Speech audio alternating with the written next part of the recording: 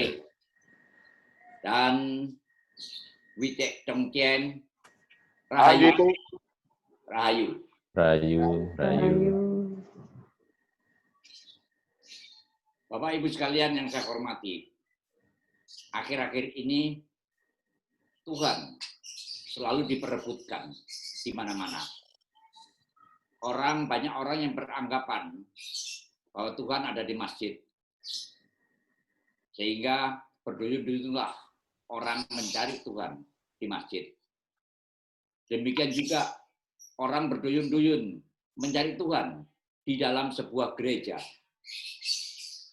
Apakah memang benar bahwa Tuhan itu ada di gereja? Atau di pura, vihara, atau dimanapun?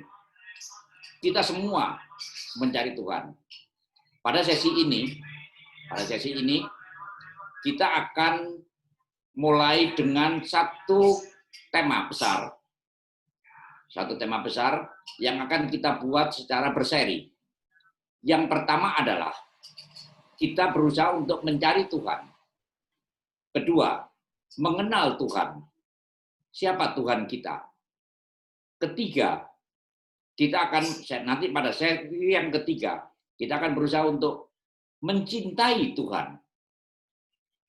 Setelah mencintai, kemudian akan muncul yang terakhir yang sering disebut dengan, kalau orang Jawa mengatakan, manunggaling kawulolan Gusti.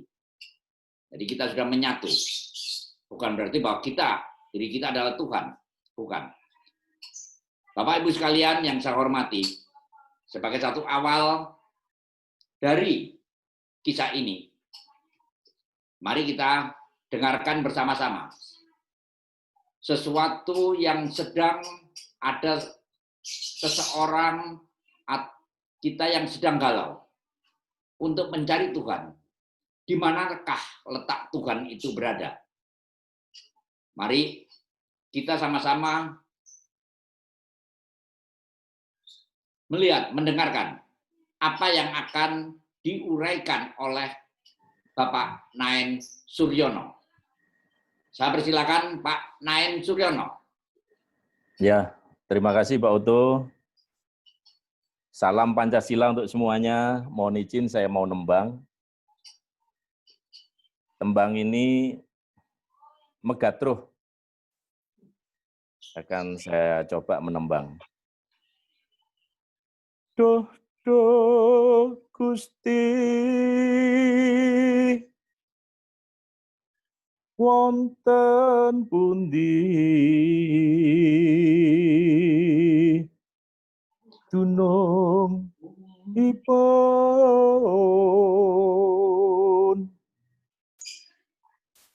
sampun dangu kaupati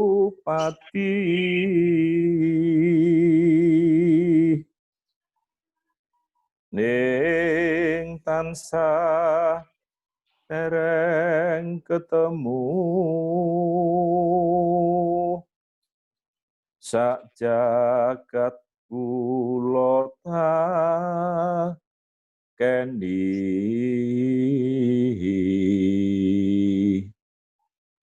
jebul ugi sami takon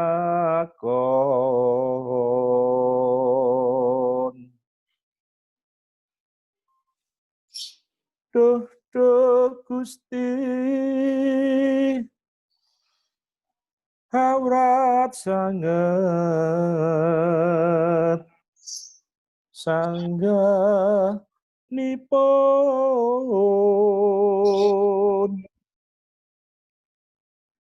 duk kita ning mana mami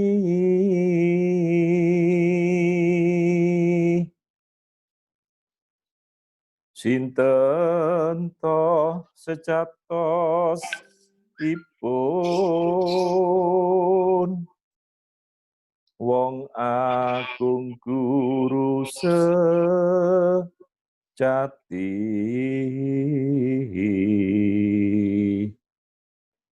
kang kinarso yang manon.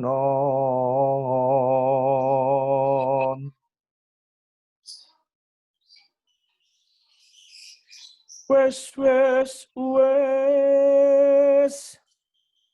mbok yo wes nalang samu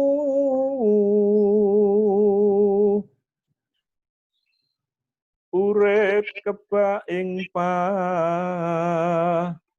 nguji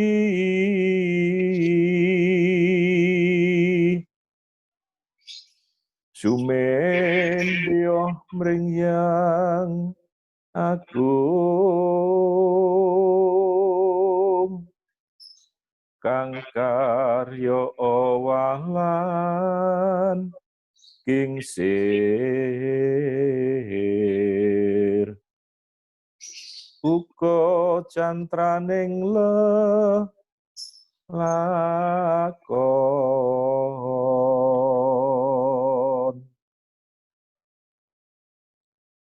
ilirana jasmani lan rohanimu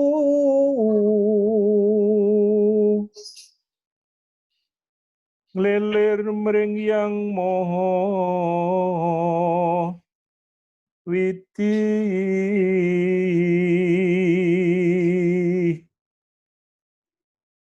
pangayuman kang tuhu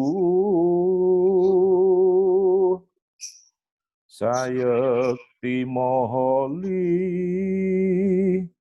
nuwe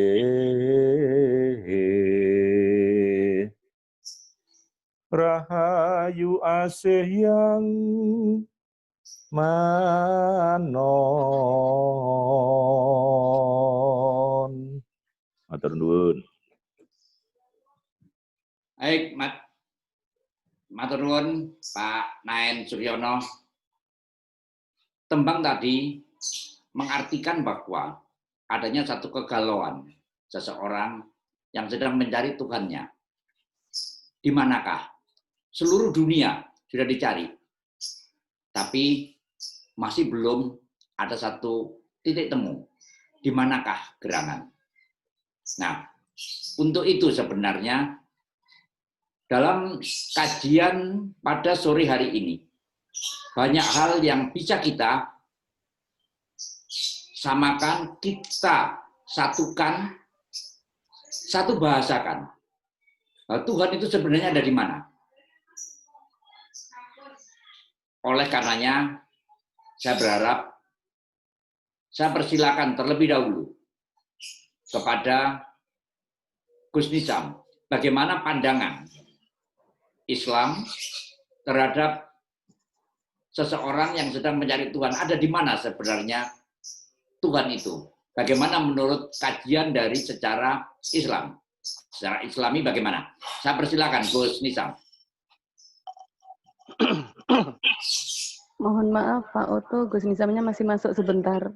Oh, masih masuk sebentar. Baik. Kalau begitu, saya persilakan terlebih dahulu kepada Atsubingki Irawan. Bagaimana pandangan Konghucu sebenarnya di dalam pencarian Tuhan? Apakah ini bisa terjadi sebagai satu pengalaman pribadi dari Atsu? Bagaimana di dalam rangka experience pengalaman di dalam pencarian Tuhan?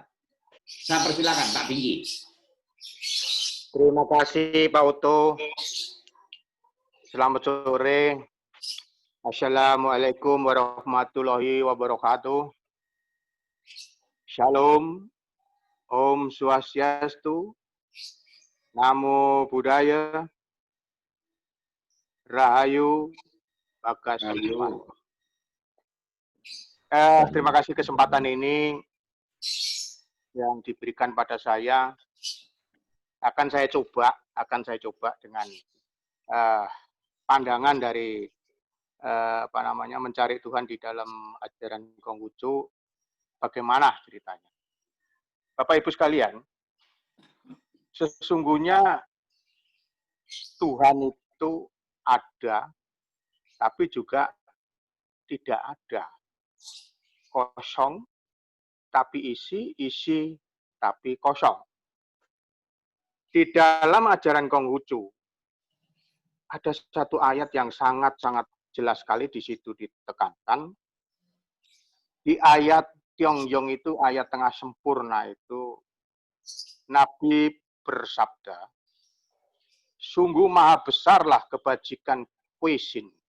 Kuisin itu dalam bahasa Indonesianya adalah Tuhan yang Maha Roh atau yang Maha Kudus.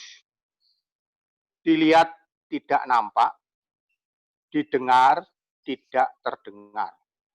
Namun di tiap wujud, tiada yang tanpa dia. Demikianlah menjadikan umat manusia di dunia berpuasa, membersihkan hati, dan mengenakan pakaian lengkap, sujud bersembahyang kepadanya. Sungguh maha besar dia, terasakan di atas dan di kanan kiri kita. Dan di dalam kitab yang lain pun menyatakan, adapun kenyataan Tuhan, yang Maha Roh itu tidak boleh diperkirakan, lebih-lebih tidak dapat ditetapkan. Maka sungguhlah jelas sifatnya yang halus itu tidak dapat disembunyikan dari iman kita. Demikianlah dia yang maha besar itu. Saya di sini dengan pelajaran-pelajaran yang saya cari. Kalau saya rasakan semua beragama apapun hampir sama. Kalau di Islam mungkin tasawuf ya. Kalau di kejawennya itu ngudik sangkan parani dumati. Jadi di sini saya lihat bahwa Tuhan itu sebetulnya tidak jauh. Tuhan itu ada di dalam diri kita, yang setiap saat, setiap detik, kapanpun Tuhan itu selalu ada. Banyak sekali orang yang mencari ke sana ke sini, itu Tuhan di mana? Ya, boleh-boleh aja, itu sah-sah saja, Pak. Akan tetapi, kalau bahasa Jawanya itu urip itu ya urup itu ya Tuhan itu. Jadi adanya Tuhan itu ada manusia adanya Tuhan. Tanpa manusia lah sing nyebut Tuhan sapa. Nah, di sini Tuhan itu tidak bisa dilihat tidak nampak, didengar tidak terdengar, tapi di setiap wujud tiada yang tanpa dia. Nah, Tuhan itu bisa kita bisa memahami hanya dengan rasa. Jadi rasa di sini ini bukan rasanya asin, getir atau manis, pahit, bukan itu. Tapi rasa ning rasa. Lah ini pelajaran yang sangat dalam sekali. Mungkin Bapak lebih memahami ya daripada saya. Jadi Tuhan itu kemanapun kita bergerak apapun kita selalu diawasi oleh Tuhan. Nah, di dalam kitab agama Konghucu diajarkan kalau ingin ketemu Tuhan itu kita harus bisa menyelami hati yang namanya hati suci kita ini. Kalau setelah kita bisa menyelami hati kita akan mengenal watak sejati. Watak sejati ya rasa jati, jati ning rasa. Nah, kalau sudah mengenal watak sejati, jati ning rasa, disitulah kita akan mengenal Sang Maha Pencipta alam semesta ini. Mungkin seperti itu Pak Oto. Terima kasih. Baik, terima kasih Pak. Ini sangat dalam sekali ini ternyata ini. Jadi satu pelajaran, satu pencerahan yang sangat-sangat dalam. Oleh karenanya, saya ingin ada satu komparasi. Kalau tadi Pak Nain sudah menembangkan dan ada satu yang irisan yang paling dekat, irisan-irisan tembang-tembang Jawa ini adalah dengan agama Hindu. Nah, kepada Pak Aryasna, apakah di dalam agama Hindu itu juga ada satu tembang-tembang yang bernafaskan di dalam rangka pencarian Tuhan? Pak Aryasna, saya persilakan, Pak. Baik, Pak Utu. Terima kasih atas kesempatannya. Izinkan saya menyampaikan salam buat teman-teman. Om Swastiastu, Namo Buddhaya, Assalamualaikum warahmatullahi wabarakatuh. Rahayu, Rahayu, salam kebajikan, salam sejahtera, salam Pancasila untuk kita semua.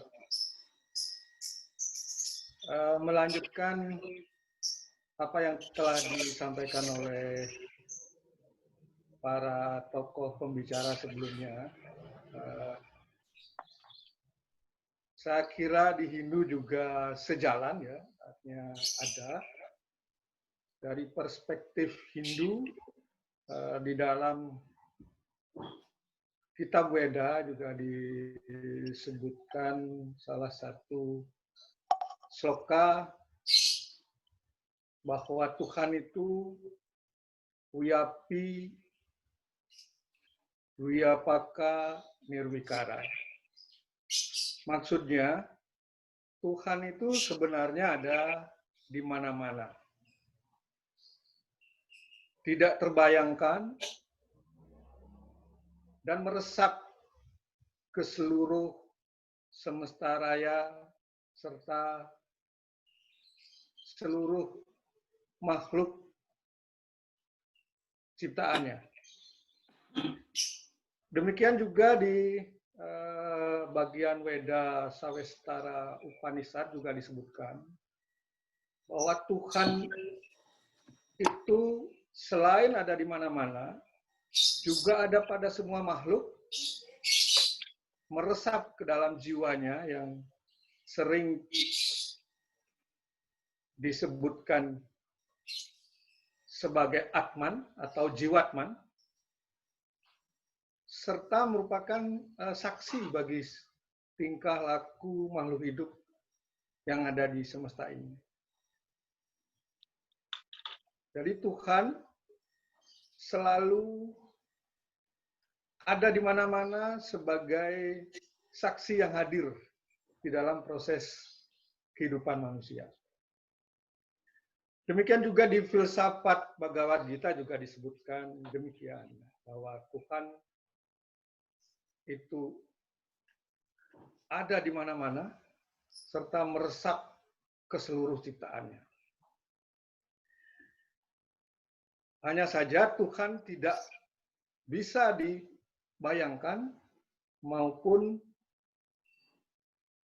dicari dengan panca indera. Oleh karena itu, beberapa sloka yang ada di dalam Weda itu menyebutkan bahwa apabila kita ingin bertemu dengan Tuhan, ibaratkan diri kita ini sebuah tempayan yang berisi air. Apabila air itu bening, maka bayangan bulan akan tampak. Nah, di sini mengandung pesan bahwa kalau hati kita masih kotor atau belum bersih, Tuhan tidak akan menampakkan wujudnya dalam hati kita.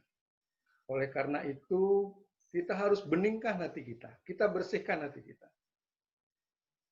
Sehingga dengan kebersihan hati, Tuhan akan nampak di hati atau di jiwatman kita. Jadi kita bisa mendekati Tuhan apabila hati kita bersih. Nah, di sisi lain, kalau kita ingin dekat atau bertemu dengan Tuhan, kita harus sebut nama besar beliau, nama besar beliau yang begitu banyak bisa dipilih, disebut-sebut. dipanggil-panggil dalam setiap doa, di dalam setiap mantra yang dilantunkan. Sehingga Tuhan akan meresap juga di dalam hati kita. Nah, demikian juga hanya ada cara mendekati Tuhan adalah melalui melibatkan Tuhan di dalam setiap pekerjaan atau setiap aktivitas kita. Nah, ini dalam bahasa Jawa populernya disebut atau pepatahnya menyebutkan rame ing gawi sepi ing pamrih. Jadi kerja itu jadikan sebagai suatu ibadah. Jadikan kerja itu sebagai persembahan pada Tuhan. Jadi jangan pamrih terhadap hasilnya. Apabila seluruh kegiatan, seluruh pekerjaan itu semata-mata dilakukan sebagai persembahan pada Tuhan, semata-mata sebagai ibadah, saya yakin Tuhan akan selalu bersemayam dan dekat di hati kita. Nah, di sisi lain lagi, ada juga sloka yang menyebutkan bahwa mari kita selalu hadirkan Tuhan di dalam semua ciptaannya. Kalau kita melihat sesama, mari kita lihat sesama sebagai bagian yang memiliki unsur Tuhan. Apabila kita melihat alam, melihat binatang, makhluk lain maupun tumbuh-tumbuhan, jadikan itu sebagai tempat untuk kita menyayangi sesama bagian dari Tuhan. Artinya setiap yang ada di semesta ini adalah punya roh, punya atman. Nah, dengan mengasihi, dengan menyayangi mereka semuanya, artinya kita sama juga dengan menyembah Tuhan Yang Maha Esa. Dengan menghadirkan setiap unsur Tuhan pada seluruh ciptaannya, maka kita akan selalu dekat dengan Tuhan. Nah, walaupun di dalam praktek kita terkadang juga masih ada umat yang menganggap bahwa Tuhan itu hanya ada di tempat ibadah. Tapi pada hakikatnya, pada filosofinya, dari perspektif Hindu, Tuhan ada di mana-mana dan meresap kemana-mana. Tidak berwujud, tidak terbayangkan atau acintya, serta hadir di dalam setiap kegiatan manusia. Itu yang saya sampaikan tadi, yang ada di sloka Buana Kosa, Wiapi Wiapaka Niwikara. Nah, mungkin itu yang dapat saya sampaikan, Pak Oto. Mudah-mudahan nanti berkembang di dalam diskusi. Matur nuwun. Om Santi, Santi, Santi Om. Om Santi. Terima kasih Pak Aryasna. Tadi disebutkan bahwa memang kalau kita mencari Tuhan, maka hati kita itu harus bening terlebih dahulu. Nah, memang banyak yang masih sulit adalah bagaimanakah ukuran-ukuran kebeningan tersebut. Tapi sebelum menjawab itu, saya ingin menyapa terlebih dahulu saudara saya yang dari Yogyakarta. Ini selamat sore, Bapak Samsul Ma'arif. Selamat sore Bapak, selamat sore. Makasih banyak Bapak. Senang sekali bisa ikut. Saya perkenalkan ini, atau tolong bisa diperkenalkan ini dari UGM. Dari UGM. Saya persilakan untuk memperkenalkan pada saudara-saudara kita di Nusantara ini, Mas Samsul Ma'arif. Kita persilakan Ma'arif. Mas Samsul, Mas Ancu. Nje Pak Nje, matur nuwun Pak Oto. Bapak Ibu, saya teman Pak Oto, muridnya Pak Oto, muridnya Pak Naen, yang selama ini banyak belajar dari mereka-mereka tentang ketuhanan, tentang hidup dan seterusnya. Saya dari CRCS UGM. CRCS adalah prodi S2 untuk studi agama dan lintas budaya. Di situ kita mengajarkan juga tentang agama leluhur, selain agama-agama yang lain, dialog antar agama. Jadi seminar ini sangat penting buat saya, buat kami untuk kita dengarkan. Terima kasih Pak Oto. Hai, terima kasih Mas Samsul Ma'arif. Ini berarti nama Samsul Ma'arif ini juga dari NU ini ya? Benar Bapak, itu dari Arab tuh Pak namanya. Soalnya yang punya Ma'arif itu hanya NU loh ya. Pak Syafi'i Ma'arif Bapak. Iya, iya, iya, iya. Itu juga NU juga. Baik. Jadi ini kemudian Pak, saya akan melanjutkan ini. Terima kasih Mas Samsul Ma'arif. Kemudian saya juga ingin menyapa lagi satu lagi. Kalau dari tadi dari UGM, sekarang dari Erlangga. Ada teman dari Erlangga yang hadir dari tokoh akademisi dari Erlangga. Saya persilakan ini Mbak Ika.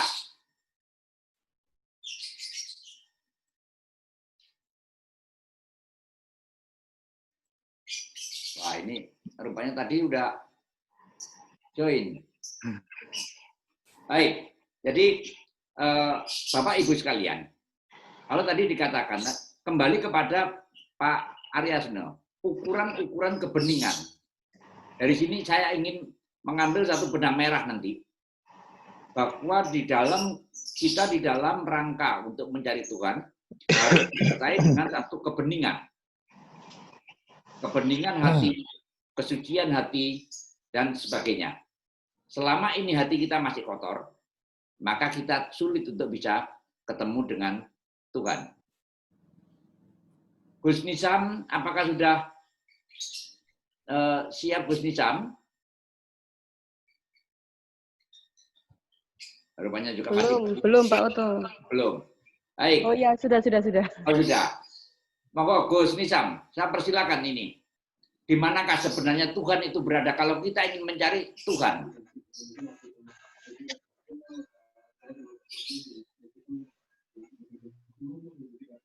Pertanyaannya aja sudah salah Pak itu. Salah ya pertanyaannya. Bagaimana Pak? Ya. Tuhan kok dicari? Nah.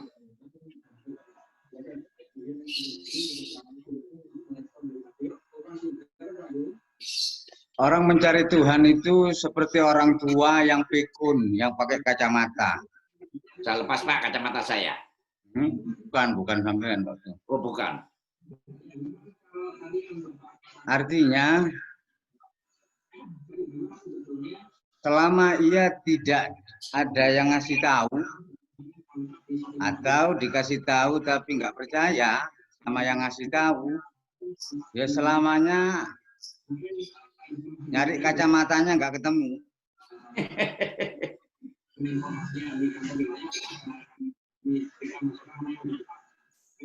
Karena Tuhan itu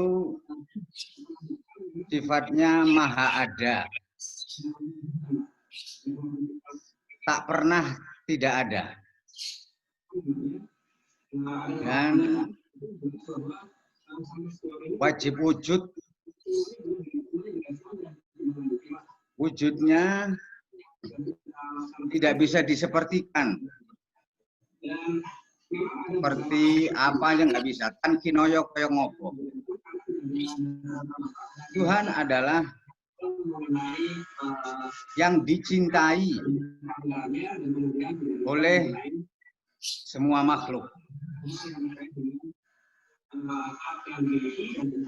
Ketika cintanya tulus, murni, Tuhan akan menampakkan jati dirinya di hadapan pecinta sejati yang tulus itu.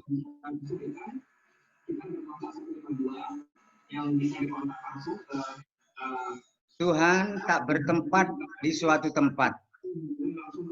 Jika Tuhan bertempat, berarti ada yang lebih besar, ada yang lebih kuasa dari Tuhan, dan itu tidak mungkin. Tuhan tidak butuh ruang. Tuhan tidak butuh waktu. Sebab ruang dan waktu itu ciptaan Tuhan.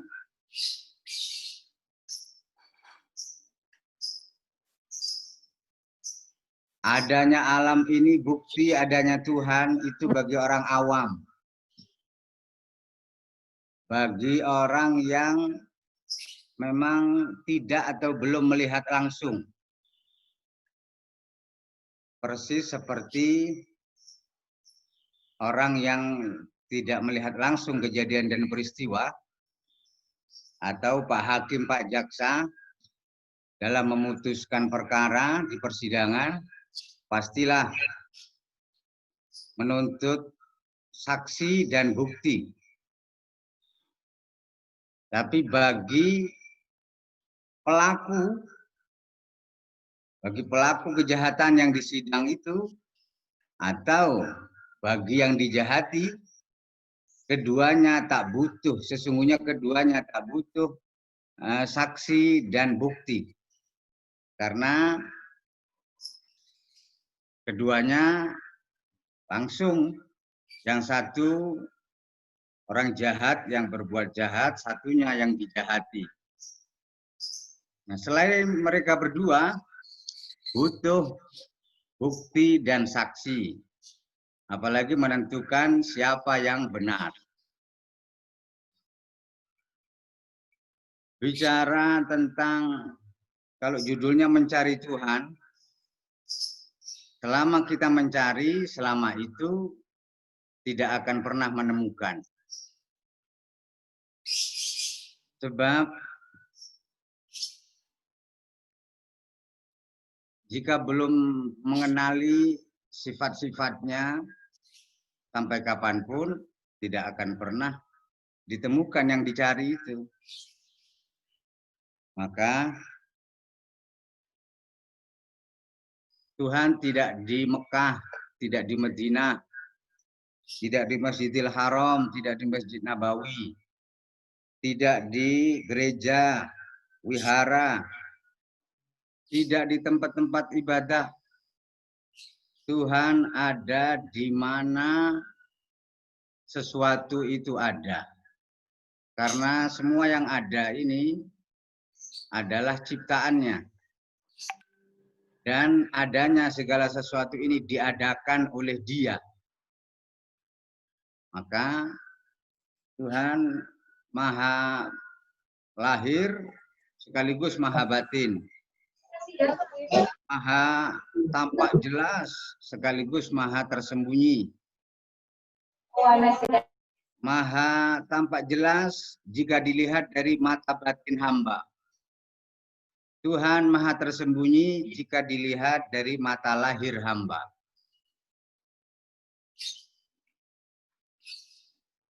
Nggak ada habisnya berbicara tentang sifat Tuhan, Pak Uto, karena sifatnya serba maha. Jadi saya cukupkan segini dulu, nanti bisa dilanjut lagi. Terima kasih, Pak Uto. Baik, terima kasih Gus Nizam. Ada satu hal yang perlu untuk saya catat. Tuhan tidak butuh tempat. Ya. Tuhan tidak butuh tempat. Kemudian ada istilah rumah Tuhan atau rumah Allah. Bagaimana dengan istilah itu? Itu kinaya, itu bahasa perumpamaan. Oh, perumpamaan.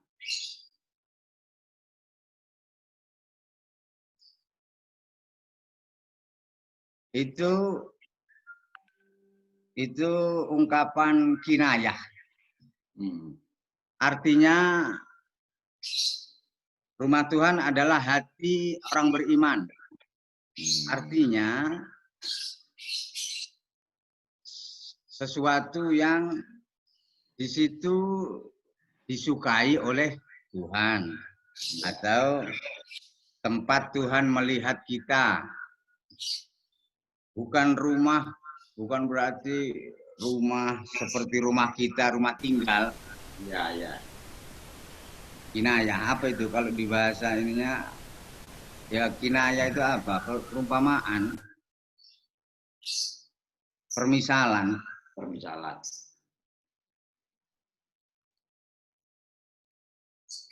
Baik, Gus Nizam. Jadi untuk sementara ini nanti mungkin akan muncul satu diskusi-diskusi yang lebih ramai lagi nanti, lebih menarik, ya. Memang kita tidak ingin ada satu kesamaan, satu kesatuan di dalam satu perbedaan, tapi kita bagaimana kita bisa menyatukan di dalam satu perbedaan ini. Ya, memang begitu tujuan IMP. Nah, kemudian ada di dalam Alkitab, di dalam satu Alkitab pada Yohanes. Saya persilakan, ini di dalam Yohanes 15, 1-15, juga menyebutkan tentang pencarian sesuatu Tuhan. Saya persilakan untuk Romo Siga.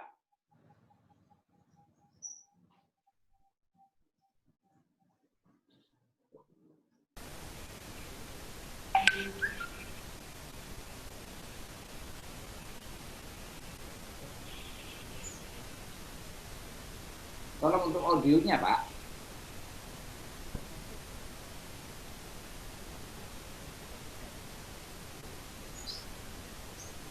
Tapi belum terdengar, Pak.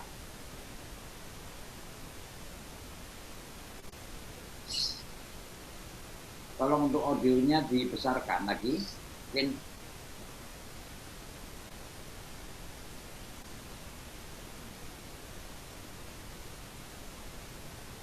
belum terdengar juga, Bapak. Romo belum terdengar.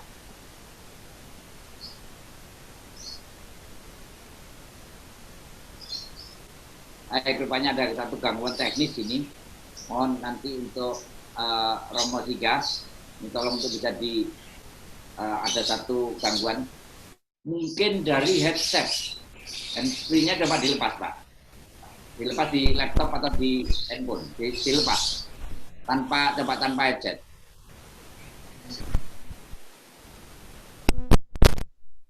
Halo?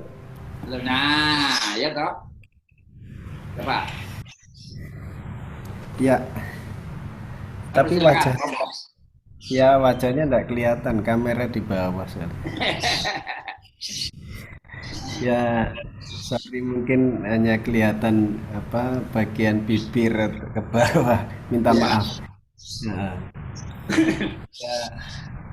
Terima kasih yang pertama saya diberi kesempatan untuk berbagi pengalaman iman dalam lintas agama, kepercayaan, tapi yang terlebih bagi saya sebagai orang-orang yang berniat baik di negeri Indonesia sebagai satu kesatuan dalam kebangsaan. Bagaimana pandangan Katolik berkaitan dengan tema mencari Tuhan, manusia mencari Tuhan? Yang pertama saya bisa sharingkan bahwa sebenarnya Tuhan yang mencari kita. Mengapa demikian? Karena Tuhan itu sangat mencintai kita. 1, 2, bahwa kita ini diciptakan tujuannya adalah untuk dikasih oleh Allah. Tujuannya adalah dipelihara oleh Allah. Tujuannya adalah dirawat, didampingi, disertai untuk menjaga keutuhan dari cinta kasih Tuhan.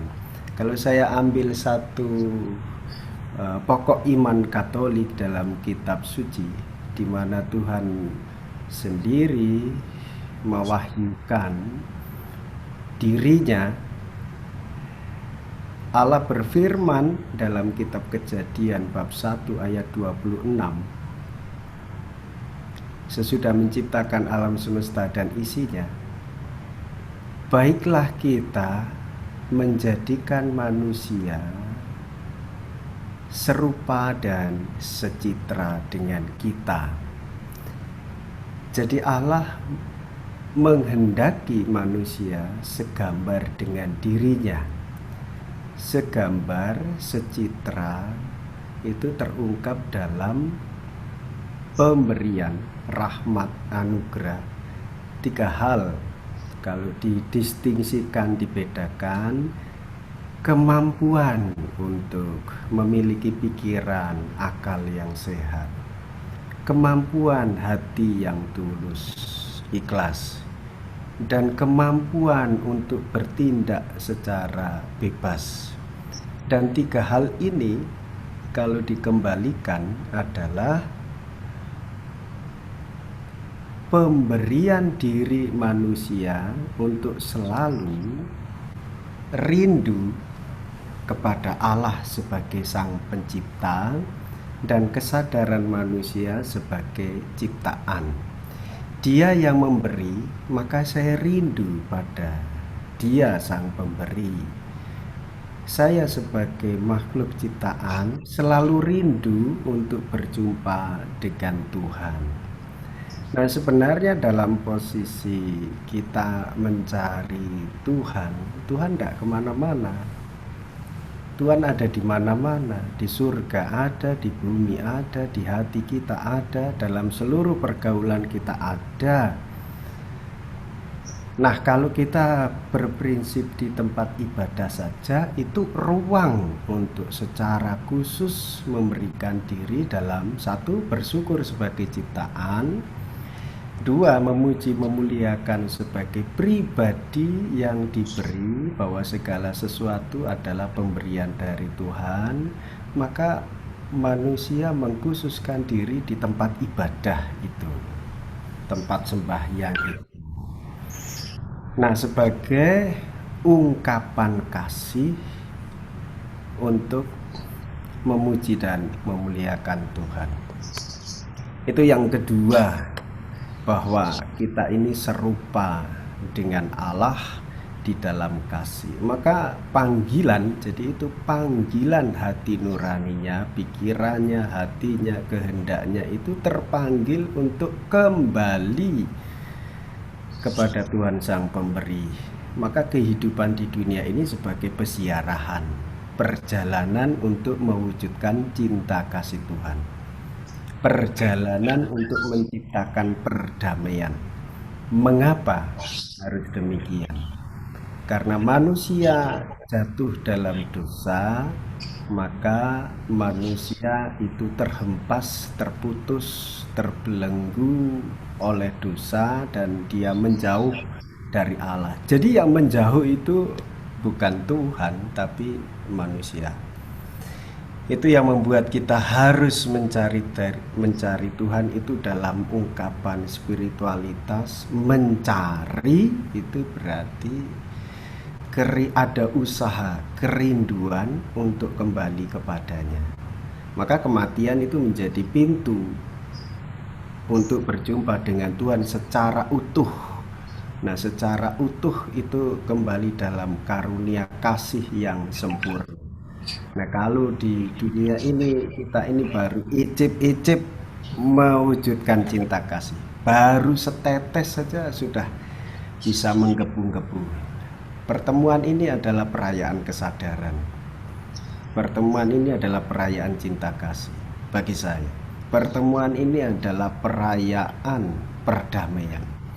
Dan pertemuan ini sungguh menjadi indah kalau itu diwujud nyatakan di dalam karya, di dalam kerja, di dalam semangat untuk mewujudkan kesejahteraan bersama, di dalam karya bekerja untuk solidaritas, solid, menjadi solid, pribadimu terjaga, pribadiku terjaga, maka mari kita saling menjaga perdamaian. Lalu perayaan kesadaran subsidiaritas. Kalau orang minus dalam perdamaian cinta kasih, maka kita harus menyambutnya dengan cinta kasih, bukan melawan dengan kekerasan.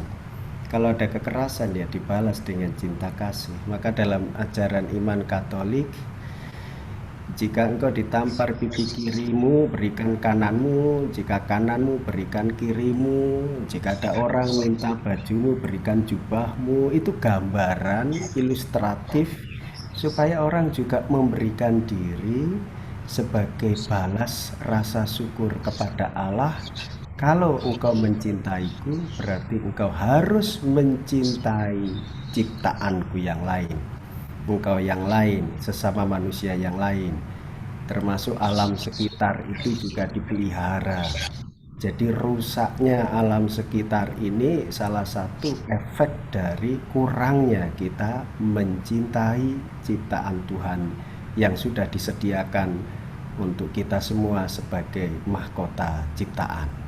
Jadi itu pondasi saya bermula dari kitab Kejadian, lalu saya sharingkan dalam pengalaman iman, saya bagikan kepada Anda sekalian yang semoga bermanfaat, dan selebihnya monggo nanti kalau ada ruang tanya jawab. Sekian dari saya, terima kasih. Terima kasih Romo Siga. Terima kasih. Kita baru sekali ini bisa bertatap muka melalui online ini. Kapan ini kita bisa ketemu secara dari. Saya pikir ini atas untuk diajak untuk sekaligus ngopi bareng bersama Gus Nizam ini. Nggih, matur nuwun. Baik, Bapak Ibu sekalian, ini ada beberapa pertanyaan yang sudah masuk. Di antaranya adalah apa perbedaan antara spiritual dengan agama? Kemudian ada lagi satu pertanyaan, apabila ini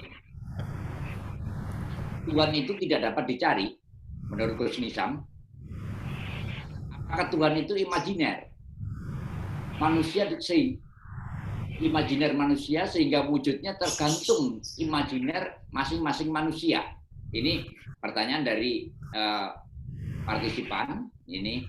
Tapi nanti kita akan menjawab nanti Gus Nizam, termasuk juga nanti dari Pak Arya Asno dan sebagainya.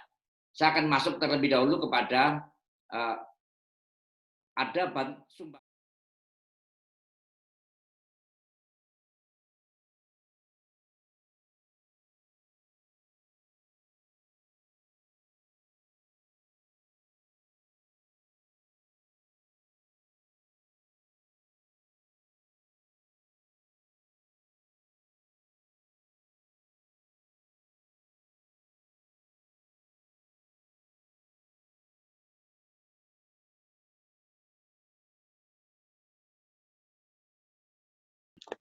Ya, baik. Terima kasih.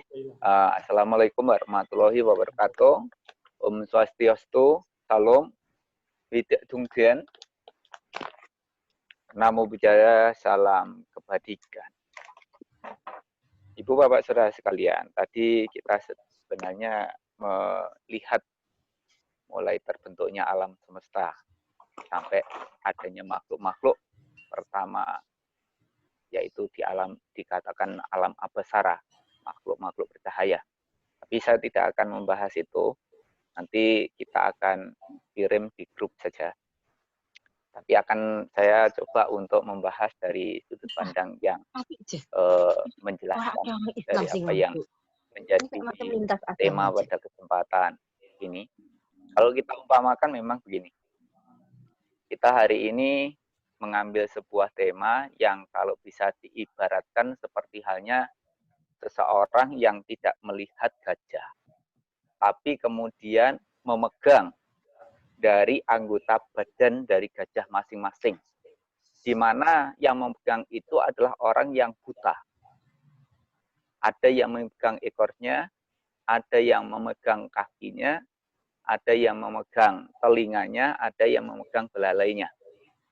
Sehingga orang-orang ini akan memiliki kesimpulan masing-masing terhadap sang gajah. Yang satu mengatakan gajah itu panjang, ujungnya ada rambut-rambutnya. Kenapa dia berpendapat demikian? Karena mereka atau dia memegang ekor gajah. Kemudian ada satu yang membantah dari pernyataan itu. Kamu berpandangan keliru, salah.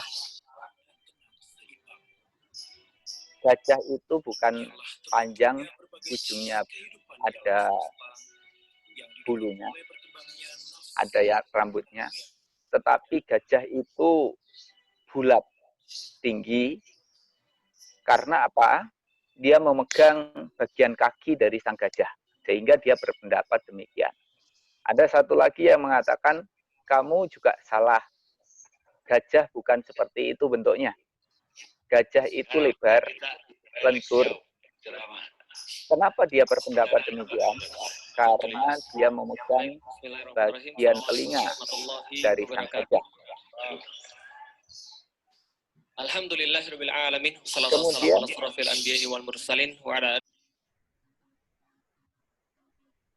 Kemudian ada juga yang terakhir mengatakan kalian semua salah. Gajah itu panjang, lentur. Kenapa dia berpendapat demikian? Karena dia memegang belalai dari sang gajah. Sehingga dari semuanya tentunya karena ketidaktahuan, memiliki kesimpulan-kesimpulan gajah itu seperti apa dan bagaimana. Dengan kita belajar ajaran agama, kita berupaya untuk bisa menemukan namanya Tuhan yang kita cari, yang kita anggap bisa melindungi kita. Maka di dalam ajaran agama itu tentu memiliki kriteria. Yang pertama tentu ada Tuhannya. Ada yang ngajar atau ada gurunya atau ada nabinya. Itu adalah pendiri dari ajaran agama itu. Selain ada gurunya, ada nabinya atau ada Tuhannya, tentu juga ada ajarannya. Ada kitab sucinya, ada umatnya, ada tempat ibadahnya, dan juga ada hari rayanya. Nah, di dalam ajaran Buddha, Buddha ini sebagai gurunya. Ajarannya namanya Dharma. Kitab sucinya namanya Tripitaka. Kemudian ada umatnya, itu ada komunitas rohaniawan dan umat awam, yang mana komunitas rohaniawan ada biku, bikuni, kalau perumah tangga namanya upasaka, upasika.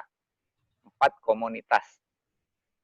Selain ada umatnya, ada tempat ibadahnya, namanya wihara. Wihara itu dari 2 kata, winyana dan ahara. Makanan batin artinya. Kalau kita pergi ke tempat ibadah mencari makanan batin. Kemudian tentu juga ada hari rayanya. Nah, itu melengkapi dari namanya ajaran agama. Nah, tentu kalau yang lain-lainnya nanti mohon disampaikan sendiri tentang ajaran agama apakah ada semuanya itu. Kemudian dengan kita belajar ajaran agama, kita ingin supaya mendapatkan perlindungan. Nah, di dalam pandangan Buddhis, pelindungan itu bersumber pada diri sendiri. Atahi atanonato. Diri sendiri adalah pelindung dari diri sendiri. Nah, di dalam diri kita inilah kita menemukan yang menjadi pelindung kita. Yang disebut dengan Buddha, Dhamma, dan Sangha. Buddha adalah orang yang tersadarkan, yang telah sempurna. Nah, kita ingin istilahnya dalam bahasa Jawanya manunggaling kawula lan Gusti. Bagaimana caranya supaya kita bisa menjadi Buddha seperti halnya Buddha yang mengajarkan ajaran ini? Maka karena kita ingin manunggal menjadi satu dengan Tuhan, maka Buddha ini mengajarkan caranya untuk kita bisa mencapai kebudaan, yaitu dengan mempraktekkan Dharma. Dharma itu adalah kebenaran universal. Mau agama apapun dia, tinggal dimanapun dia, selama memiliki pikiran, tutur kata, perilaku yang baik, maka dia akan mampu mencapai kebudaan. Siapapun yang melihat penderitaan, mengetahui sebab penderitaan, dan mengakhiri penderitaan dengan jalan melalui jalan untuk merealisasi penderitaan, membebaskan diri dari penderitaan, maka disitulah kita bisa mencapai ketuhanan atau mencapai kebudaan. Jadi ini siapapun orangnya yang bisa menembus dari 4 kebenaran mulia tentang penderitaan, sebab penderitaan, kemudian akhir penderitaan adalah, dan yang terakhir adalah jalan menuju akhir dari penderitaan. Nah, tadi saya sebelum ada di sini ini duduk di ada di meja, menggunakan meja. Saya duduk di bawah. Meja itu siapa yang membuat? Yang membuat adalah manusia. Tapi ada yang tidak dibikin oleh manusia, tapi ada itu. Apa? Di bawah kolongnya meja itu ada ruangnya. Jadi ada sesuatu yang tidak terbentuk, tidak tercipta, mutlak adanya. Nah, itu mengacu kepada kebudaan. Jadi ada pembebasan, ada kesempurnaan, di mana kita bisa mempraktekkan dharma, ajaran kebenaran tadi, kita bisa mencapai sesuatu yang tidak terjelma, tidak tercipta, mutlak. Dan itu lebih mengacu kepada nibbana. Nibbana itu pembebasan, mencapai kesempurnaan. Nah, maka siapapun yang ingin mencapai ketuhanan, dia harus memiliki kesadaran dalam dirinya, kemudian memiliki kebenaran di dalam praktek kehidupan sehari-hari, hingga akhirnya mencapai kesucian, kesempurnaan. Nah, maka tadi kalau di garis benang merahnya, orang akan menemukan kebudaan, mencapai kesempurnaan, manunggaling kawula lan Gusti apabila memiliki batin yang suci, bersih. Nah, selama kita belum bersih, kita belum bisa menemukan Tuhannya. Nah, jadi begitu kita memiliki batin yang bersih, bersihnya ini dari mana? Dari praktek yang benar. Ada diajarkan berdana. Tujuannya untuk apa? Untuk membebaskan diri kita dari keserakahan, ketamakan, kerakusan. Kita diajarkan untuk cinta kasih. Kenapa? Untuk membebaskan diri dari kebencian. Kita diliputi oleh ketidaktahuan. Dan kemudian kita dianjurkan untuk membebaskan diri dari ketidaktahuan itu dengan kebijaksanaan. Nah, maka dari itu, saya rasa Tuhan tidak perlu dicari di mana-mana. Adanya di dalam diri orang yang selalu sadar.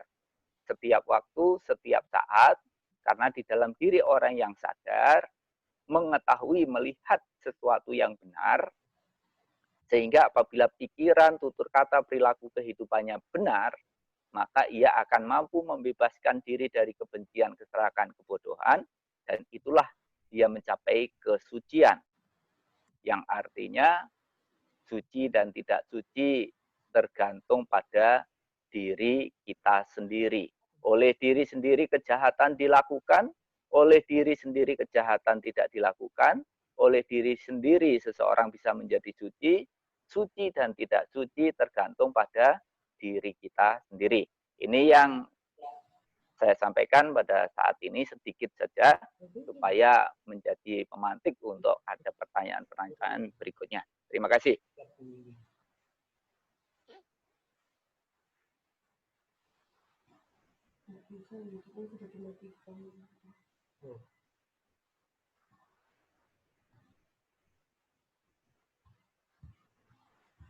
Pak Oto, Mike. Terima kasih Bante. Jadi saya persilakan. Berikutnya adalah Pendeta Sigit. Saya persilakan. Setiap orang-orang Muslim yang kemudian menyatakan tentang agamanya harus dikatakan tentang intoleransi. Padahal itu dijamin dalam hak. Ya. Oke, itu ada suara apa tadi? Oke, Pendeta Sigit. Iya. Saya persilakan Pendeta Sigit. Oke, terima kasih Pak Oto. Selamat sore teman-teman semua. Selamat sore. Ya, salam Pancasila, salam tahu isi. Ini kan slogannya IMP tambah satu lagi salam tahu isi. Ya, iya, rekan-rekan, tema kita saat ini itu adalah mencari Tuhan. Saya senang tadi dengan kalimatnya Gus Nisam, Tuhan itu kok dicari. Kalau memang Tuhan itu mencari Tuhan, itu sebenarnya Tuhan itu memang apakah tidak sedang berada di tempat. Ya, kalau perspektif Kristen itu kata-kata mencari Tuhan itu memang ada di dalam kitab suci, tetapi apakah itu berarti Tuhan itu sedang tidak ada di tempat? Kok mesti dicari? Dan bisakah manusia itu mencari Tuhan? Jadi yang perlu saya awali di sini adalah bahwa di dalam bahasa filsafat, Tuhan itu susah untuk dibuktikan kalau dia ada, tapi juga susah disangkal kalau dia tidak ada. Ya. Jadi sekali lagi Tuhan itu susah dibuktikan kalau dia ada, tapi juga susah disangkal kalau dia itu tidak ada. Maka manusia hanya bisa mengalami Tuhan itu adalah di dalam rasa, di dalam iman. Manusia tidak bisa memiliki kemampuan untuk mengimajinasikan Tuhan. Meskipun pada sekitar abad 16 ada atau mungkin 15-an ya, seorang filsuf barat Ludwig Feuerbach mengatakan bahwa Tuhan itu adalah objektivasi manusia. Artinya manusia mengimajinasikan apa sebagai objek pemikirannya dan itu yang digambarkan sebagai Tuhan. Padahal kalau kita teliti bahwa agama-agama sekarang ini tidak mengimajinasikan Tuhan. Dan Tuhan bukanlah objektivasi, karena memang Tuhan bukanlah objek. Tuhan itu subjek. S-nya huruf besar. Sedangkan umatnya, manusia, itu bukan hanya objek, tetapi juga subjek. Tetapi S-nya huruf kecil. Artinya dilibatkan oleh Tuhan di dalam karya-karyanya.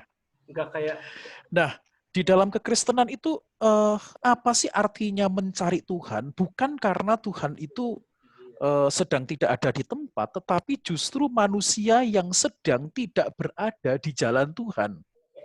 Ya, justru manusia yang sedang tidak berada di jalan Tuhan. Saya akan mengambil contoh salah satu dari Alkitab itu di dalam kitab Amos. Amos pasalnya yang kelima, ayatnya yang keempat. Itu ada kalimat yang mengatakan Tuhan bersabda, "Carilah aku, maka kamu akan hidup. Carilah aku, maka kamu akan hidup." Nah, apa sih makna mencari Tuhan atau carilah aku? Itu artinya adalah bukan Tuhan hilang, tetapi kembalilah kepadaku. Kembalilah ke jalanku, maka kamu akan hidup. Karena apa? Karena ketika itu manusia, umat Tuhan itu sedang terjebak di dalam praktek penindasan, ya. Mereka itu terjebak di dalam praktek kekerasan, mereka itu merampas hak-hak orang-orang miskin dan sebagainya. Tapi sekaligus mereka itu juga kalau soal beribadah itu ritual-ritualnya itu sudah hampir sempurna tingkat dewa istilahnya. Jago beribadah, tetapi dalam hidupnya mereka juga jago menindas orang lain. Makanya kemudian Tuhan kan mengatakan, jangan mencari aku di Gilgal, jangan mencari aku di Betel, jangan mencari aku di tempat-tempat suci yang lainnya. Percuma kamu mencari aku di tempat suci, percuma kamu mencari aku di rumah suci. Kamu tidak akan menemukan, karena apa? Karena perbuatanmu sudah rusak. Kamu bisa menghafal kitab sucimu, tetapi terlalu mudah engkau menindas orang lain. Kalau katanya syair tanpa waton itu adalah akeh kang apal Quran hadise seneng ngafirke marang liyane. Lah itu yang juga terjadi di dalam kitab Amos. Sangat pinter untuk ritual, sangat pinter untuk menafsirkan kitab suci, tetapi juga sangat mudah untuk menindas. Dan itu Tuhan memberikan sebuah peringatan bahwa kamu tidak akan ketemu mencari aku di tempat-tempat suci kalau hidupmu aja rusak seperti itu. Maka mencari Tuhan itu adalah undangan untuk kembali kepada jalannya. Ya, kembali kepada jalan Tuhan yang penuh cinta kasih, yang penuh belas kasih, dan tidak lagi melakukan penindasan dan ketidakadilan. Karena di dalam kasih, disitulah manusia dapat merasakan Tuhan. Lalu kemudian masih di dalam kitab Amos, di dalam ayat 14 itu ditegaskan lagi, carilah yang baik dan jangan yang jahat, supaya kamu hidup. Dengan demikian Tuhan Allah semesta alam akan menyertai kamu. Tegas dikatakan, carilah yang baik dan jangan yang jahat. Karena Tuhan hanya dijumpai dan ditemukan dalam tanda kutip di dalam kebaikan dan di dalam semua perbuatan baik. Jangan mimpi bisa merasakan Tuhan di dalam perbuatan yang jahat. Meskipun yang kita lakukan kejahatan, mungkin itu kita tafsirkan sebagai ini bagian dari keimanan saya. Di dalam kitab suci manapun tidak akan pernah dibenarkan itu. Misalnya, saya melempar rumah tetangga saya. Kenapa? Oh, disuruh agama saya. Misalnya ya, kemudian, oh saya tak ngambil barangnya dia. Kenapa? Merasa mendapatkan bisikan ilahi. Oh, tidak ada seperti itu. Tidak ada. Ya, jadi semua agama kalau di dalam perspektif kekristenan itu adalah bahwa mencari Tuhan di dalam kebaikan, di dalam cinta kasih. Nah, lalu kemudian mungkinkah manusia itu terus mencari Tuhan? Mungkinkah manusia itu berhasil terus mencari akan Tuhan? Ternyata itu bukan perkara gampang. Ternyata itu bukan perkara mudah. Oleh sebab itu, Tuhan Yesus Kristus di dalam Injil itu juga memberikan perumpamaan tentang seorang gembala yang mencari domba yang hilang. Jadi perumpamaannya adalah ada gembala punya 100 domba, yang 99 stay ada, yang satu itu hilang. Entah kemana, dicari sampai ketemu, ditemukan, begitu ditemukan, lalu ada sukacita surgawi, itu yang digambarkan. Jadi karena manusia itu kerap gagal mencari Tuhan, maka akhirnya Tuhanlah yang mencari manusia. Dan kalau Tuhan yang mencari manusia, pasti tertangkap. Kalau Tuhan yang mencari manusia, pasti ketemu. Pasti tertangkap. Ya, pasti tertangkap. Kalau di dalam kesaksian, di dalam Alkitab, di dalam sejarah, kita juga tahu bagaimana orang yang hidupnya itu dalam tanda kutip ditangkap oleh Tuhan. Kalau di dalam Alkitab itu ada Rasul Paulus yang hidupnya itu ditangkap oleh Tuhan. Kalau di dalam sejarah perkembangan Islam Nusantara itu ada Sunan Kalijogo yang dia juga dalam tanda kutip ditangkap oleh Tuhan. Ya, ditangkap oleh Tuhan. Ya. Nah, jadi ketika manusia gagal mencari Tuhan, maka justru manusialah yang dicari oleh Tuhan. Begitu dia ketemu, begitu dia percaya, barulah dia mengalami pengertian. Jadi mencari Tuhan itu bukan karena Tuhan tidak ada, tetapi karena manusia itu sedang berada di jalan yang bukan jalan Tuhan. Tuhan dapat dirasakan di dalam kebaikan. Tuhan dapat dirasakan di dalam setiap perbuatan baik. Tuhan tak dapat digambarkan, diimajinasikan dengan rupa-rupa imanensi yang seperti apa, tetapi Tuhan itu adalah dapat dirasakan kehadirannya. Karena Tuhan itu adalah serba maha. Kalau sudah serba maha, ya sudah berarti manusia ini yang otaknya tidak nyucuk untuk memahami atau untuk merasionalisasikan Tuhan. Nah, pengalaman orang memang bisa berbeda-beda. Bagi saya bisa saja pengalaman saya yang benar, bagi yang lain mengatakan pengalaman lain yang benar. Tetapi kita harus ingat bahwa kalau kita itu merasa benar, apakah yang lain harus salah? Kalau saya tidak setuju dengan engkau, apakah engkau harus salah? Kalau aku tidak sependapat dengan kamu, bukan berarti kamu salah.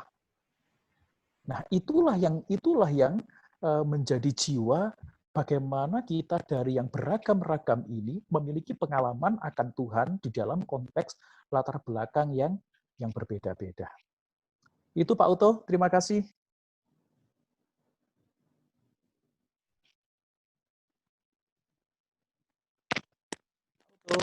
Halo, Pak Uto. Pak Uto, ini Pak Uto mau sik ngentekne LE mau ya. Pak Uto. Saya persilakan Pak Naen. Nah, sudah. Monggo Pak Uto. Oh, sudah. Monggo Pak Naen. Luar biasa. Selamat sore semuanya. Salam Pancasila. Sore. Selamat Pancasila. Ya, semoga Pancasila menjiwai para tokoh agama yang ada di sini. Dan temanya sangat menarik dan luar biasa yang sudah disampaikan Bapak Ibu sekalian. Saya akan mencoba mengulas Tuhan di dalam ajaran Jawa, atau kalau saya, karena saya penganut Sabto Dharma, saya akan mengungkap Tuhan dari sisi perspektif Sabto Dharma. Di dalam ajaran Sabto Dharma, bahkan di dalam ajaran Jawa, itu dijelaskan, Gusti Allah iku cedak tanpa senggolan, ado tanpa wangenan, kumpul datan rinoso, tan kiro kinoyo ngopo. Cedak tanpa senggolan adalah Tuhan itu dekat, tetapi tidak bersentuhan dengan kita. Adoh tanpa wangenan, Tuhan itu jauh. Tidak bisa Tuhan itu diangan-angan. Nah, ini artinya bahwa cedak tanpa senggolan dan adoh tanpa wangenan ini, Tuhan itu maha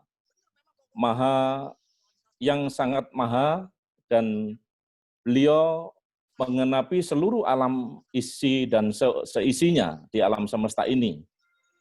Maka Tuhan itu kalau di dalam ajaran Jawa, cedak tanpa senggolan, adoh tanpa wangenan, kumpul datan rinoso, artinya Tuhan itu cahaya kecilnya, ya.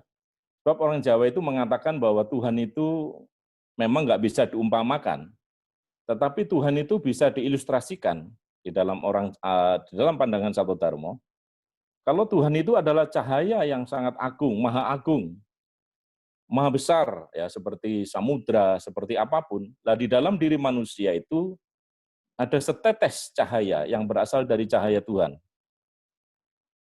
Maka disitulah yang dinamakan kumpul datan rinoso. Tan kiro kinoyo ngopo. Tuhan itu tidak berwujud, ya, karena Tuhan tidak bisa dipersamakan dengan apapun, karena beliau adalah suatu zat yang maha besar, yang maha agung. Nah, di sini kumpul datan rinoso itulah yang dimaksud orang Jawa, bahwa Tuhan itu percikannya itu ada di dalam diri manusia, yaitulah yang tadi disampaikan rasa jati tadi. Kalau misalnya saya ditempeleng orang, pasti ditempeleng itu sakit, nggak tahu semuanya ini. Pasti kalau ditempeleng itu sakit, artinya bahwa rasa saya kalau sakit, mungkin orang lain kalau saya tempeleng juga sakit, maka janganlah menempeleng orang lain. Lalu ada yang dinamakan dengan sejatining rasa misalnya, semua orang di dunia ini mengatakan bahwa gula itu pasti manis. Yang namanya garam itu pasti asin. Nah, itu artinya bahwa ini adalah sifat-sifat Tuhan itu ada menempel pada setiap umat manusia. Karena beliau ada di setiap insan manusia. Cahaya kecilnya ada di dalam setiap manusia, kumpul datan rinoso, menyatu dengan rosonya.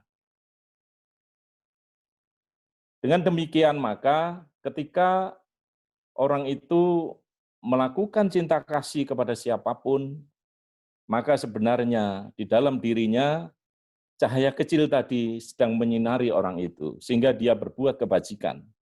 Tetapi ketika manusia ditinggal oleh cahaya kecil di dalam dirinya, maka dia akan mudah berbuat kejahatan.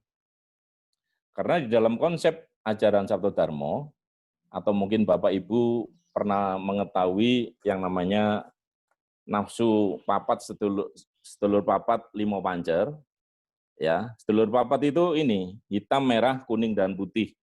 Hitam itu adalah pengaruh bumi, pengaruh tanah. Itu wataknya itu angkara murka, ya. Ketika kita melakukan korupsi misalnya, itu orang yang tidak pernah puas akan dirinya, maka di dalam dirinya itu dikuasai nafsu hitam. Itu pengaruh dari bumi atau tanah. merah itu adalah pengaruh api, bahwa di dalam diri kita ini juga ada amarah, yang selalu ketika mendengar apapun, amarah, pengaruh dari api itu menguasai kita, ya. Maka cahaya Tuhan tadi yang ada dalam diri kita itu dikalahkan oleh mereka. Kuning itu adalah nafsu keinginan, terus yang putih itu adalah nafsu kesucian. Dan di tengahnya itu adalah pancer. Ya itulah, pancer itulah yang di dalam ajaran Jawa.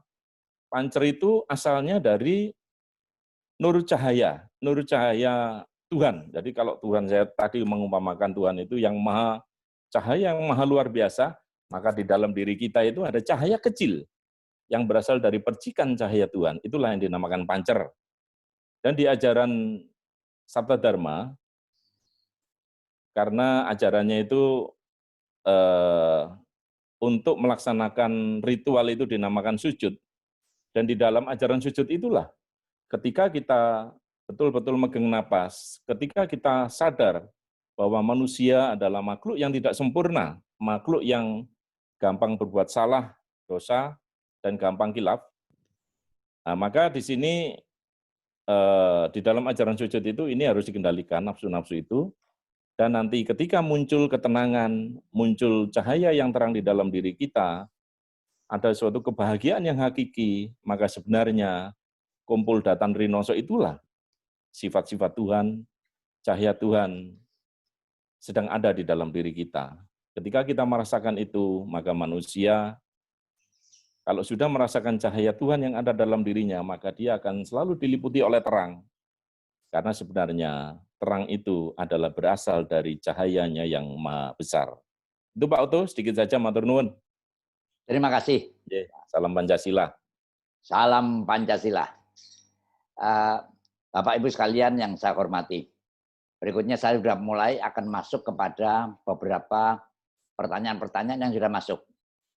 Antara lain yang pertama tadi, bagaimanakah ukuran-ukuran kebeningan atau kesucian hati seseorang sehingga dia bisa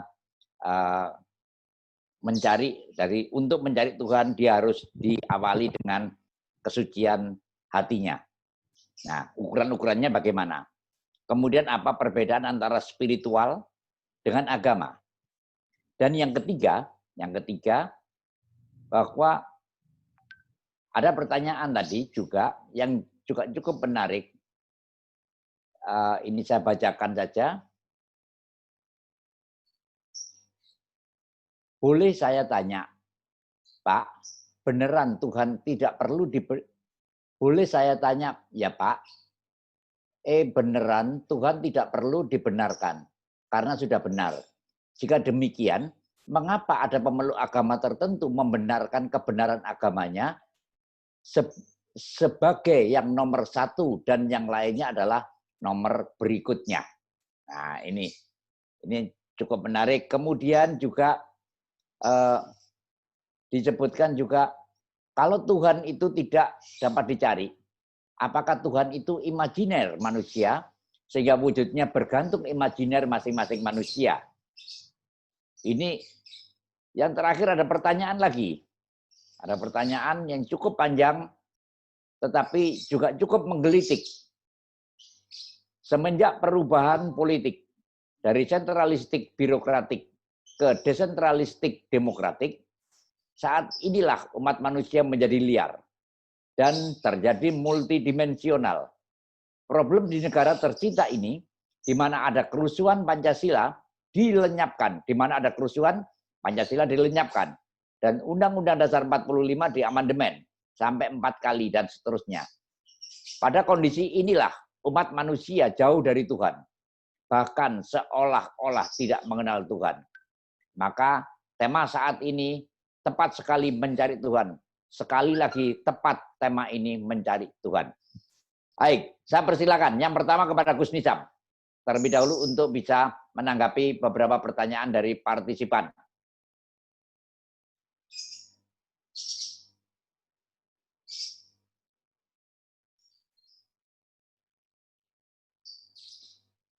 Suara Gus.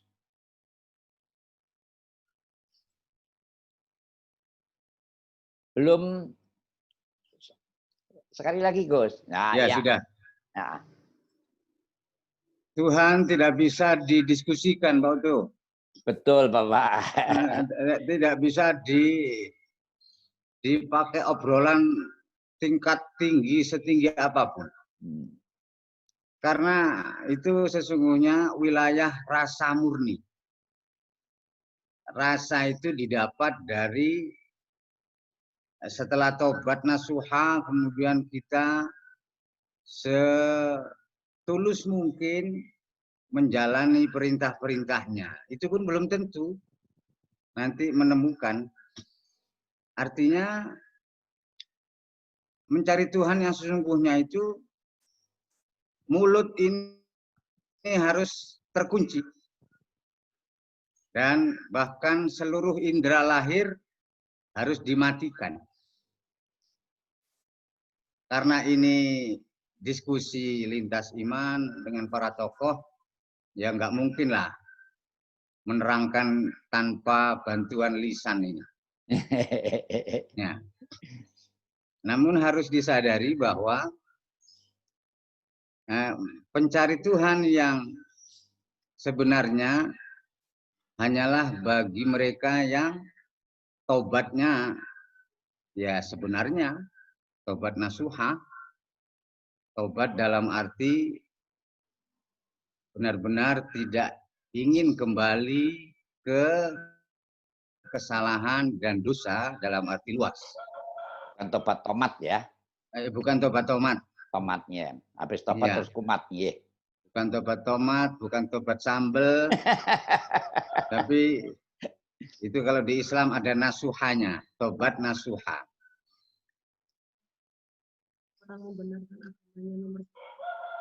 Ya. Kemudian masing-masing terjebak membenarkan agamanya sendiri-sendiri. Itu spiritualnya masih TK atau masih pemula. Yang sudah dewasa tidak seperti itu. Yang sudah dewasa dia akan tampil sebagai wakil Tuhan dalam arti sesungguhnya. Ialah mengasihi semua makhluk tanpa pilih-pilih kasih dan mendidik atau memperbaiki kualitas siapa dan apa saja. Itulah sifat ihsan yang disandang oleh para nabi dan para wali. Jadi siapapun dan apapun akan ditingkatkan lagi sisi kebaikannya atau kelebihannya atau kualitasnya. Alias yang menyandang sifat Tuhan ialah sifat yang maha terus-menerus memperbaiki ciptaannya tanpa ada akhirnya. Dengan cara Tuhan tentunya. Seperti di masa pandemi kita saat ini maksud Tuhan tidak selain memperbaiki semesta secara global. Dan ini masih berproses. Semua berharap tentu prosesnya tidak panjang, tapi jika mengharuskan panjang ya nggak bisa enggak, ya harus berproses panjang itu.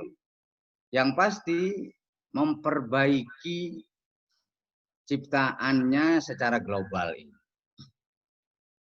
Maka memang rasa penasaran, tidak ada rasa penasaran yang melebihi tingginya rasa penasaran kita kepada Tuhan. Yang tidak bisa diumpamakan, tidak bisa disepertikan, tidak bisa digambarkan, dilukiskan. Sebab apa yang digambarkan oleh benak, dihayalkan oleh angan-angan, itu semua adalah ciptaan kita. Tuhan tidak tercipta Tuhan tercipta dengan sendirinya. Dia sendiri yang menciptakan dirinya. selain Dia diciptakan. Penciptanya adalah Dia. Sang Pencipta tidak diciptakan, namun tercipta dengan sendirinya, tidak diadakan, namun ada dengan sendirinya tanpa ada yang mengadakan. Dan semua yang ada ini diadakan oleh Dia yang wajib ada. Maka ya mari kita menjalani perintah Tuhan dengan kebenaran ilmu yang telah kita yakini masing-masing, dan ujung-ujungnya pastilah ketika sudah sampai spiritualnya pastilah akan menyandang nama-nama indah Tuhan, dan sifatnya pun akan tergantikan oleh sifat-sifat ketuhanan, di mana ketika mengasihi ya tak pilih-pilih kasih, ketika menyayangi tak pandang bulu, ketika mencintai tak pamrih ini itu, dan lain sebagainya.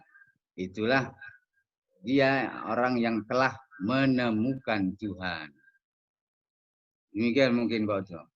Baik, terima kasih. Bapak Ibu sekalian, ini ada dua pertanyaan juga lagi. Jalan mencari Tuhan. Jadi jalan mencari Tuhan dengan jalan kebaikan. Bagaimana kita sebagai pribadi bisa tahu kalau kita sudah melakukan kebaikan.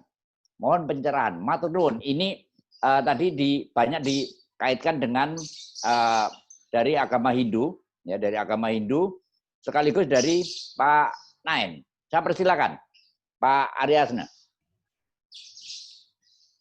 Baik, terima kasih Pak Oto.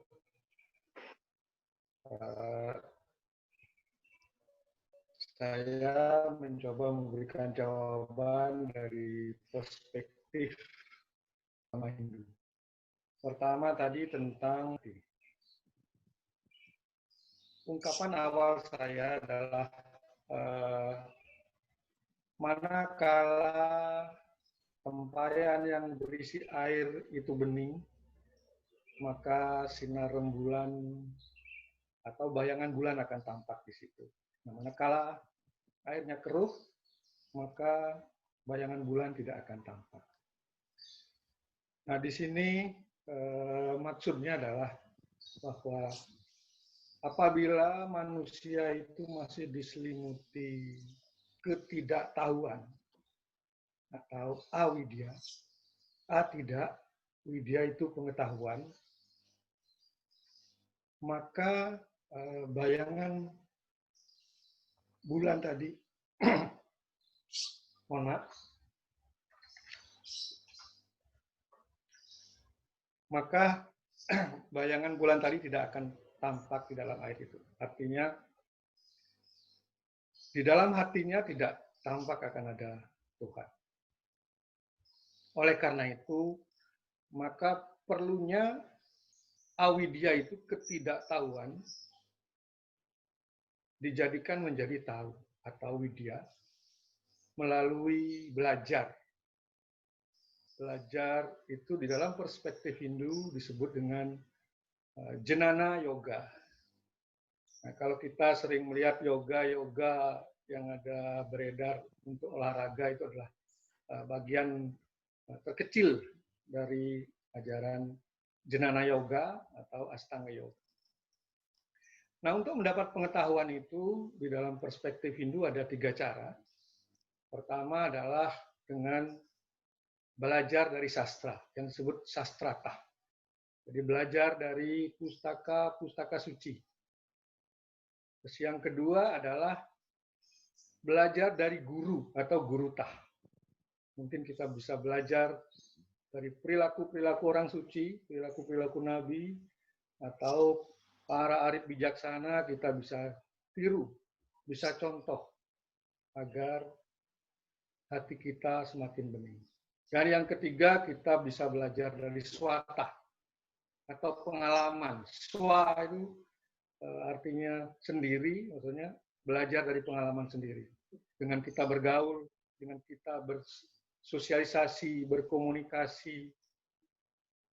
Seperti kita di IMP ini kan kita sama-sama saling belajar agar kita sama-sama dapat pengetahuan dan pengalaman. Nah, dari hasil belajar itu akan menjadikan manusia semakin sadar, semakin cerah. Semakin cerah, semakin sadar itulah akan artinya menjadi semakin bersih, dan selanjutnya kesadaran itu diimplementasikan di dalam susila atau etika. Makanya di dalam kerangka agama Hindu ada susila. Jadi diimplementasikan di dalam bentuk tata susila. Terus pertanyaan yang kedua tentang bahwa ada yang menyatakan tadi pertanyaannya bahwa Tuhan itu imajiner. Nah, perlu saya sampaikan di sini lagi bahwa Tuhan di dalam perspektif Hindu, dalam Weda Upanishad itu sebutkan bahwa Tuhan itu tidak terbayangkan atau acintya. A itu tidak, cintya itu terpikirkan. Jadi pikiran dan indera manusia itu tidak mampu menjangkau ke sana karena tidak terukur, tidak terbatas. Oleh karena itu, di dalam Hindu, Tuhan itu disebut nirguna, tidak, jadi tidak terbayangkan. Namun di sisi lain, nah, untuk konsentrasi umat, untuk focusing umat manusia, agar bisa mengkonsentrasikan pikirannya, maka dia harus membayangkan sesuatu. Nah, bayangan ini merupakan ilustrasi yang dikenal di dalam ajaran agama Hindu yang disebut Saguna Brahman. Jadi dari yang tidak terbayangkan, manusia mencoba membayangkan dengan ilustrasi. Nah, dalam Saguna Brahman itu makanya di dalam Hindu, kalau di dalam Weda Tuhan disebut Brahman. Nah, di dalam Saguna Brahman, Tuhan itu dijadikan Siwa, Wisnu, Brahma, dan beberapa lagi gelar-gelar beliau. Jadi itu semata-mata untuk konsentrasi. Tapi hakikatnya, hakikinya adalah Tuhan itu acintya. Tidak terbayangkan, tidak terwujudkan, dan tidak terbatas dan tidak terukur. Maha luas. Terus di sisi yang ketiga, tadi ada pertanyaan bahwa mengenai tentang agama nomor 1 atau nomor 2, saya kira itu karena seperti yang saya katakan tadi adalah ketidaktahuan. Ya. Ketidaktahuan dari awidya. Karena tidak tahu, makanya akan memberikan pendapat yang sesuai dengan apa yang ada di benak atau di pikiran yang bersangkutan. Jadi saya kira itu hal yang wajar. Mudah-mudahan dengan adanya IMP ini bisa memberikan pengetahuan, bisa memberikan pencerahan, penyadaran, sehingga kita akan paralel berjalan bersama, yang mana tadi juga telah disebutkan bahwa Tuhan itu tidak perlu dicari, karena Tuhan itu ada di mana-mana dan ada dalam diri kita. Yang paling penting adalah mari kita bersihkan ketidaktahuan kita. Mari kita tipiskan hal-hal yang kurang kita pahami dengan belajar, sehingga kita sadar bahwa Tuhan itu Maha ada di mana-mana, dan menjadi bagian dari kehidupan di alam semesta jagat raya ini. Mungkin itu Pak Uto. Sehingga saya terima kasih Pak Mangku. Berikutnya mungkin Pak Nain. Ada tambahan sedikit, saya persilakan Pak Nain. Ya, terima kasih Pak Uto. saya melihat bahwa di EMP ini orang-orangnya sudah ketemu dengan Tuhan. Karena di dalam sikap, perbuatan, ya, ingin mencari suatu kebenaran, itu adalah sifat daripada Tuhan. Karena Tuhan itu sifatnya adalah maha benar. Jadi kalau kita tahu perbuatan baik berarti kita di situ ada Tuhan, maka sebenarnya diawali dengan kesadaran. Ketika kita sadar bahwa manusia itu adalah makhluk yang tidak sempurna, dan manusia ada tempatnya dosa dan salah. Ketika kesadaran itu muncul dalam pribadi kita, maka sebenarnya cahaya Tuhan itu sudah meliputi seluruh pribadi kita. Tinggal manifestasi kita bagaimana. Di dalam ajaran Jawa, khususnya di dalam perspektif Sabda Dharma, ketika manusia sadar bahwa dirinya adalah makhluk yang berdosa, makhluk yang tidak sempurna, maka kita bersujud kepadanya dengan cara sumeleh, memasrahkan segala nafsu yang ada dalam diri kita.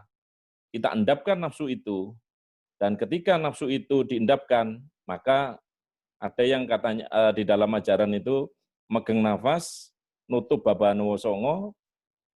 Ketika bolongan songo itu sudah tertutup, maka akan muncul yang namanya keheningan. Di dalam keheningan itu sebenarnya kesadaran yang tertinggi bahwa manusia itu tidak bisa dan tidak ada apa-apanya di hadapannya. Yang ada hanya pasrah dan sumeleh.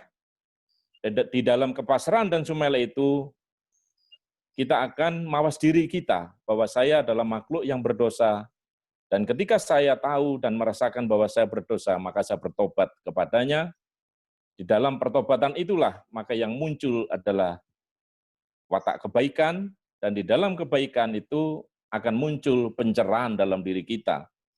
Setelah kita mendapat pencerahan darinya, maka kita akan berusaha menjadi manusia-manusia yang baik, dan ketika kita menjadi manusia yang baik, maka kita harus mengasihi sesama. Kita tidak bisa merasa benar sendiri, kita tidak bisa menjadi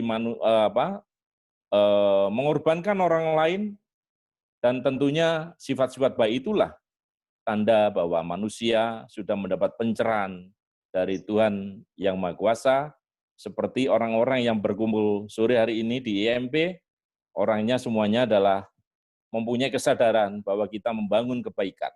Itu Pak Oto, matur nuwun. Baik, terima kasih Bapak. Tepat pada pukul 5 ini, saya akan mencoba untuk membuat satu summary, membuat satu kompilasi, bahwa ternyata dari apa yang diuraikan oleh ketujuh tokoh ini, ada beberapa benang merah yang bisa kita tarik.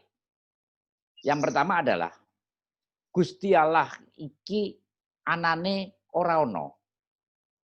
Atau di dalam Hindu disebut juga ada istilah neti-neti.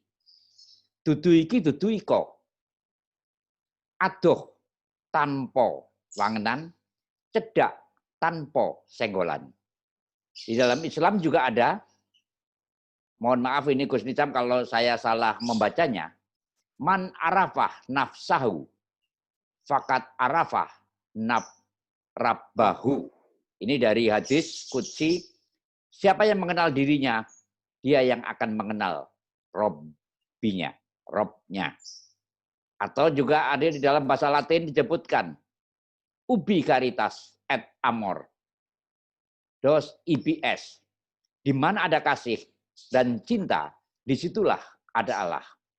Kemudian juga di dalam Yohanes 4:23 disebutkan, tetapi pada saatnya akan datang, dan sudah tiba saatnya, bahwa penyembah-penyembah benar akan menyembah Bapa dalam roh dan kebenaran.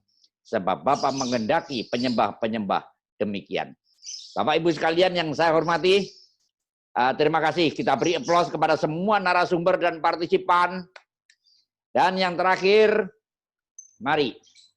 Kita sudah lama sekali tidak pernah bersama-sama menyanyikan sebuah lagu kemesraan. Saya persilakan, ayo kita bersama-sama. Siap.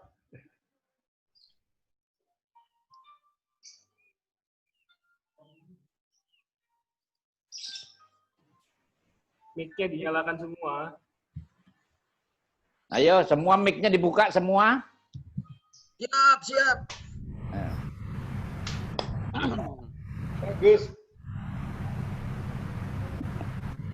Hari dikala kita duduk di pantai dan memandang ombak di lautan yang kian menepi, burung camar terbang bermain di derunya air. Malam ini hangatkan jiwa kita. Sementara sinar surya perlahan mulai tenggelam. Suara kita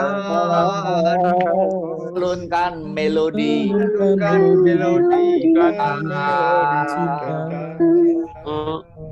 ada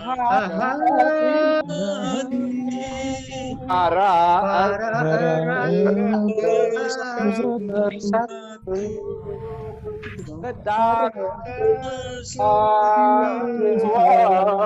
tercurah saat itu kemesraan ini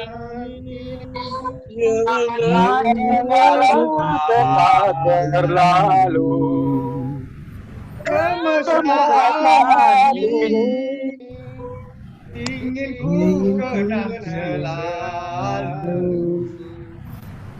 Hatiku damai, jiwaku tentram di sampingmu. Hatiku damai,